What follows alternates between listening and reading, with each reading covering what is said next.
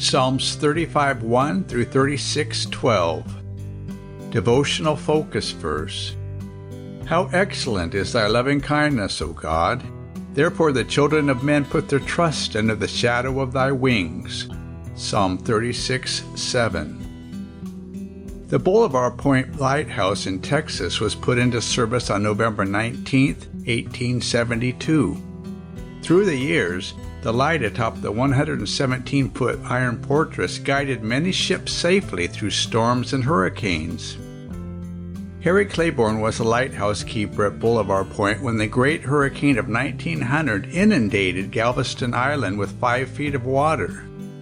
During the height of the storm, which occurred on September 8th, over 120 people sought protection inside the strong walls of the lighthouse.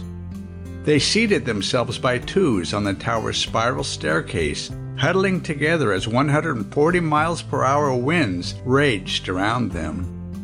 When the floodwaters receded from the base of the lighthouse, it was found that the hurricane had destroyed most of the city of Galveston, and many in the surrounding area had died.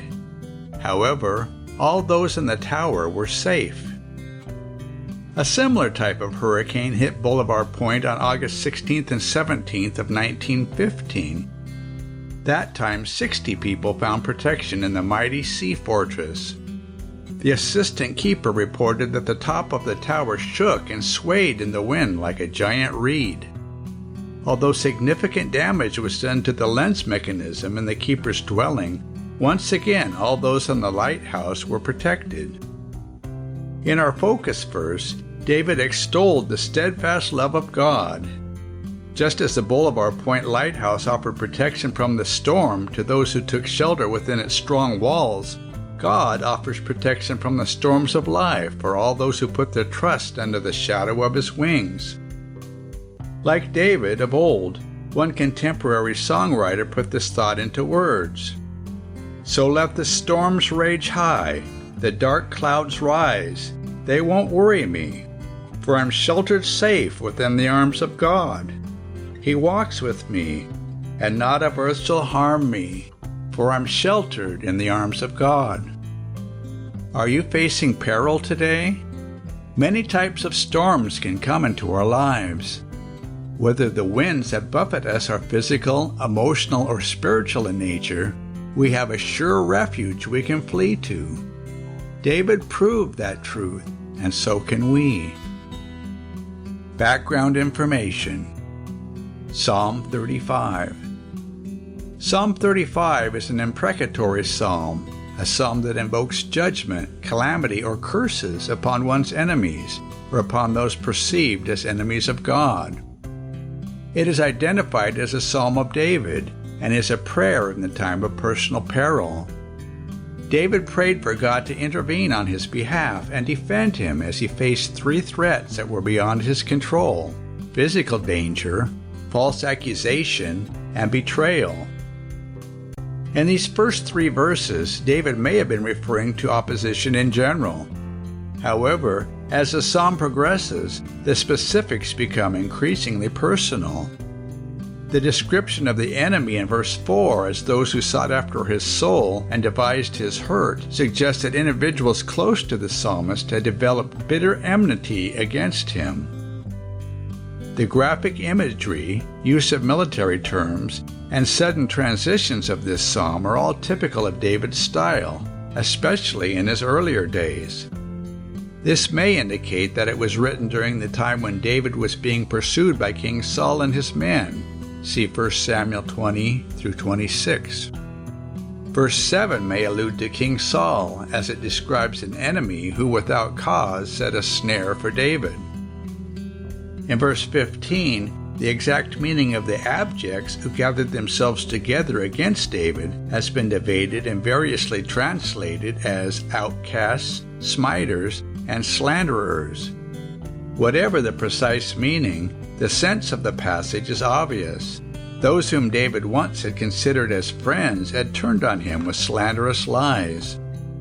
David's plea in verse 17 for God to rescue my darling could be literally translated as rescue my only one, in reference to David's one and only life. In verse 19, the phrase "wink with the eye" refers to a victor who in this manner shows gleeful satisfaction at his triumph over the one he conquered. David ended the psalm with a plea for God to vindicate him and respond with justice to his enemies, and pledged once again to praise God upon his deliverance. Psalm 36. Psalm 36 is classified as a wisdom psalm, which contrasts the wickedness of man with the steadfastness of God. Described by Bible scholars as an individual lament, the psalm is dedicated to the chief musician. David is traditionally credited with authorship. The first 4 verses tell of the corruption that exists in the heart of the godless, while verses 5 through 9 relate to the character of God. In the last section of the psalm, verses 10 through 12, David asks the Lord to continue his goodness towards the upright and to keep him from pride, which caused the downfall of the wicked. Conclusion. As David proved, God's faithfulness, protection, loving kindness, and care are always available for those who trust Him. Psalm 35. Plead my cause, O Lord, with them that strive with me, fight against them that fight against me. Take hold of shield and buckler, and stand up for mine help. Draw out also the spear, and stop the way against them that persecute me. Say unto my soul, I am thy salvation. Let them be confounded and put to shame that seek after my soul, let them be turned back and brought to confusion that devise my hurt. Let them be as chaff before the wind, and let the angel of the Lord chase them. Let their way be dark and slippery, and let the angel of the Lord persecute them. For without cause have they hid for me their net in a pit, which without cause they have digged for my soul. Let destruction come upon him at unawares, and let his net that he hath hid catch himself, into that very destruction let him fall. And my soul shall be joyful in the Lord, it shall rejoice in his salvation. All my bones shall say, Lord, who is like unto thee, which deliverest the poor from him that is too strong for him, yea, the poor and the needy from him that spoileth him. False witnesses did rise up, they laid to my charge things that I knew not. They rewarded me evil for good to the spoiling of my soul. But as for me, when they were sick, my clothing was sackcloth, I humbled my soul with fasting, and my prayer returned into mine own bosom. I behaved myself as though he had been my friend or brother, I bowed down heavily, as one that mourneth for his mother.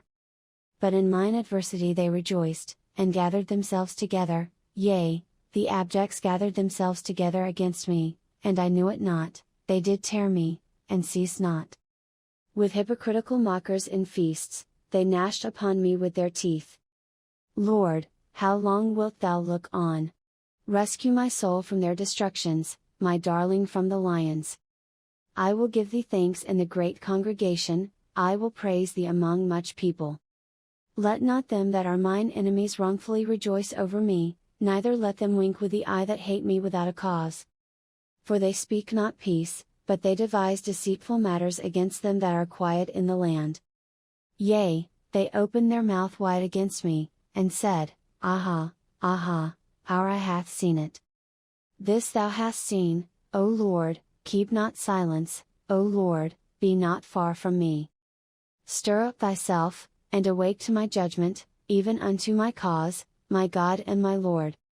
Judge me, O Lord my God, according to thy righteousness, and let them not rejoice over me. Let them not say in their hearts, Ah, so would we have it, let them not say, We have swallowed him up. Let them be ashamed and brought to confusion together that rejoice at mine hurt, let them be clothed with shame and dishonor that magnify themselves against me.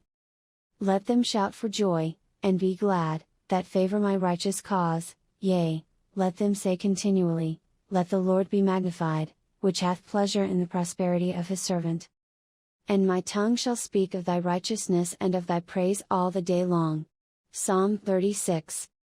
The transgression of the wicked saith within my heart, that there is no fear of God before his eyes. For he flattereth himself in his own eyes, until his iniquity be found to be hateful. The words of his mouth are iniquity and deceit, he hath left off to be wise, and to do good, He deviseth mischief upon his bed, he setteth himself in a way that is not good, he abhorreth not evil. Thy mercy, O Lord, is in the heavens, and thy faithfulness reacheth unto the clouds. Thy righteousness is like the great mountains, thy judgments are a great deep, O Lord, thou preservest man and beast. How excellent is thy lovingkindness, O God! Therefore the children of men put their trust under the shadow of thy wings. They shall be abundantly satisfied with the fatness of thy house, and thou shalt make them drink of the river of thy pleasures. For with thee is the fountain of life, in thy light shall we see light. O continue thy lovingkindness unto them that know thee, and thy righteousness to the upright in heart. Let not the foot of pride come against me, and let not the hand of the wicked remove me. There are the workers of iniquity fallen, they are cast down, and shall not be able to rise.